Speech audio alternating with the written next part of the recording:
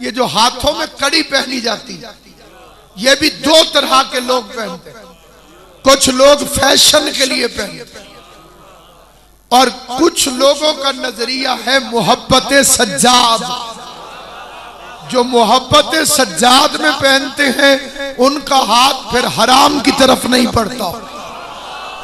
तवज्जो है या नहीं?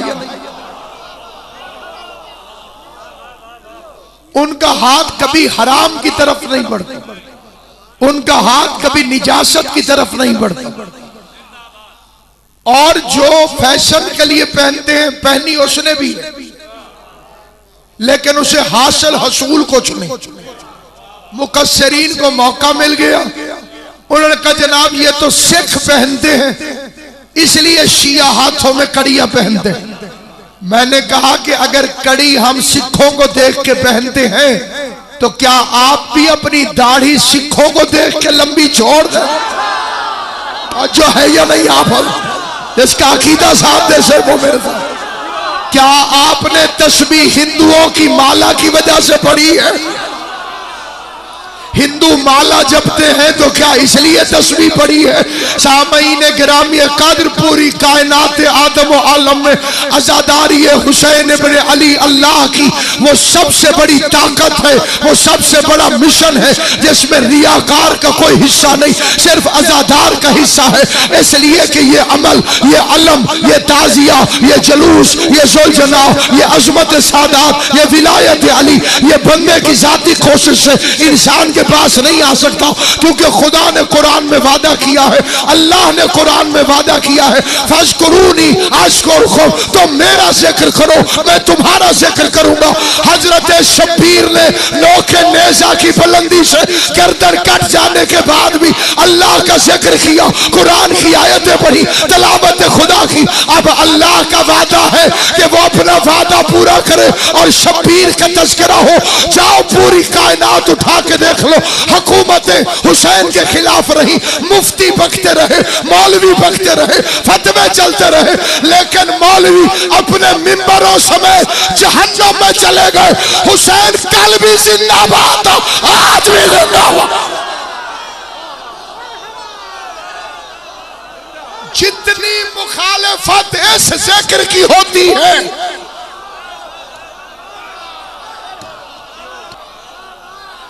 मोहम्मद अली जौहर ने कहा था कि कत्ले हुसैन असल में मर गए यजीद, इस्लाम जिंदा होता है।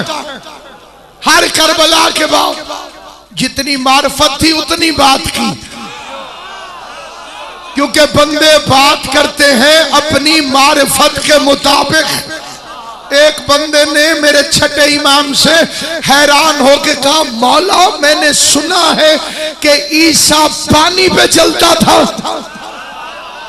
उसकी हैरानी को इमाम ने तोड़ा, फरमाया मार्फत थोड़ी थी वरना हवा पे चलता। जितनी जिसकी मार्फत होती है उतनी बात करता है। मोहम्मद अली जौहर की इतनी मार्फत थी, उसने कहा कि इस्लाम जिंदा होता है। हर करबला के बाद एक आशिक अहले बैत ने अपना कलम उठाया, लेकिन सिर्फ वो बंदा बोले जिसे इत्तफाक हो। उसने कहा कि खुशबुए खुल्द दब गई खाके शिफा के बाद। आगे दिया, खुशबुए खुल्द दब गई।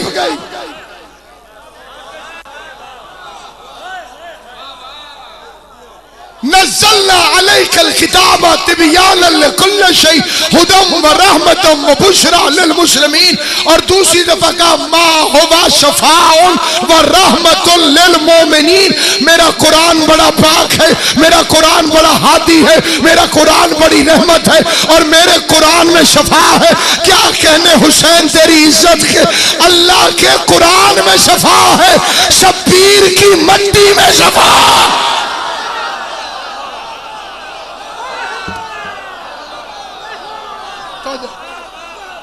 खुदा के कुरान में शफा, हुसैन की मट्टी में भी शफा। अल्लाह ने पूरी कायनात की मट्टी खाना हराम करार दिया। चाहे वो मुल्तानी मट्टी क्यों नहीं। खाना हराम है। हजूर की हदीस है, कोई मट्टी खा के मर जाए तो उसका जनाजा न पढ़ना, और कोई करबला की मट्टी खा के मर जाए तो उसका हिसाब नहीं होगा।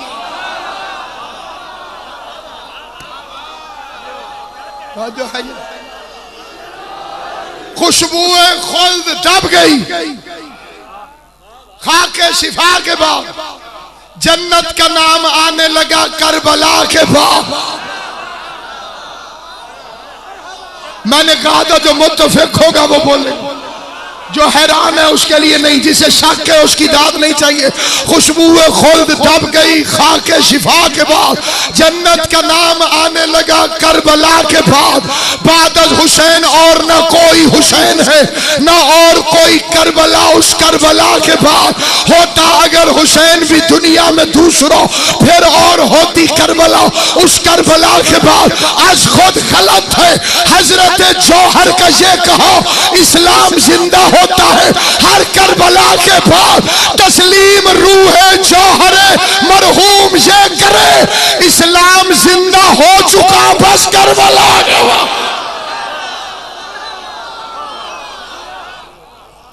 करबला को किसने जिंदा किया? पैगंबर कत्ल हुए, जहर देने वाली का नाम अवाम को मालूम नहीं।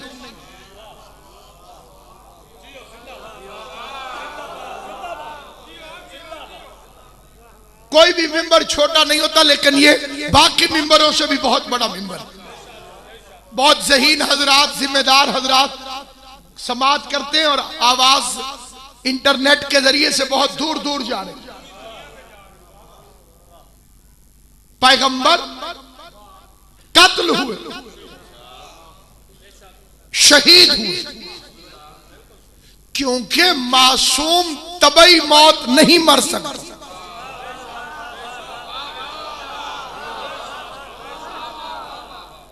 या जहर या तलवार।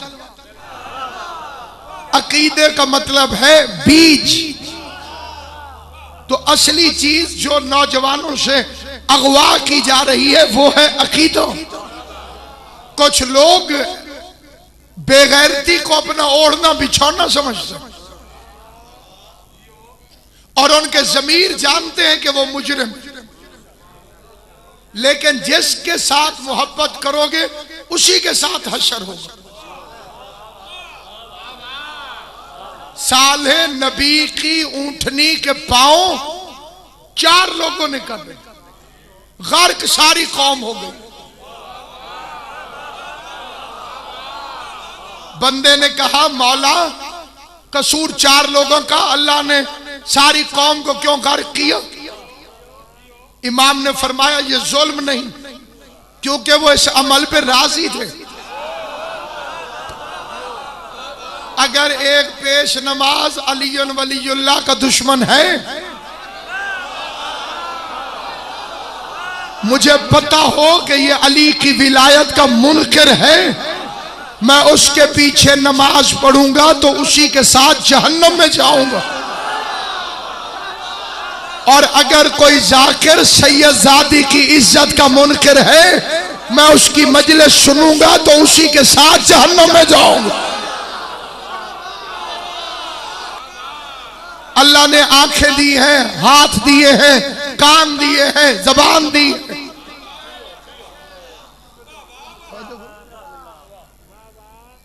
प्लेन क्रैश हो तो सिर्फ पायलट नहीं मरता, सवारियां भी साथ जाती।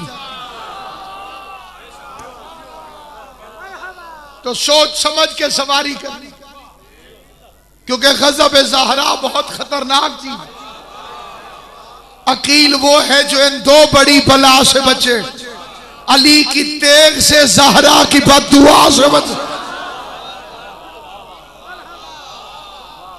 काम हमारा मनवाना नहीं, पहुंचाना है। जी चौथे इमाम ने बदला क्यों नहीं लिया, 12वां इमाम क्यों लेगा? अगर सैयद सज्जाद चाहते तो उन पे वाजिब था कि कत्ल हुसैन का बदला लेते। सज्जाद ने सब्र किया, 12वां इमाम इंतकाम क्यों लेगा? सवाल समझ में आ जाए तो जवाब अर्ज करता। सवाल यह है कि चौथा इमाम इमाम है, कुन फयकून का मालिक है, अला कुल्ले शैन कदीर है।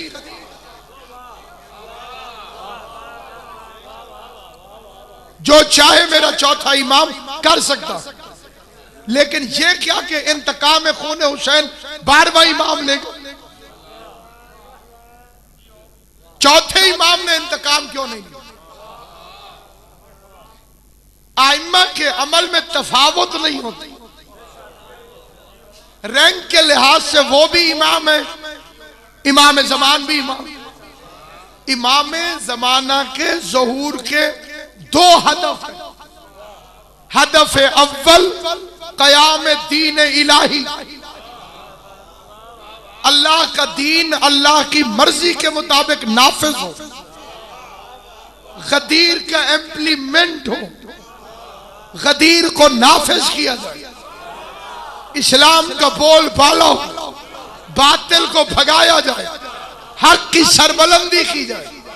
और हदफ दोयम बदला खून हुसैन। एक काम तो चौथा इमाम कर लेता।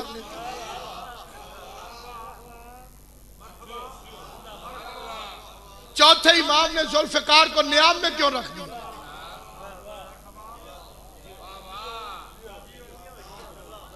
सारे हजरात मेरी तरफ तवज्जो करें तो मैं फिक्र आ जाए। इसका वो जवाब देना चाहता हूं जिसका तोड़ कयामत तक नहीं हो सकता। लेकिन वो भी सुने जो गौर से सुन के चुप रहते हैं, और वो भी सुने जो बोल पड़ते हैं। चौथा इमाम बदला ले लेता तो आज के यजीदी बच जाते। सलामत।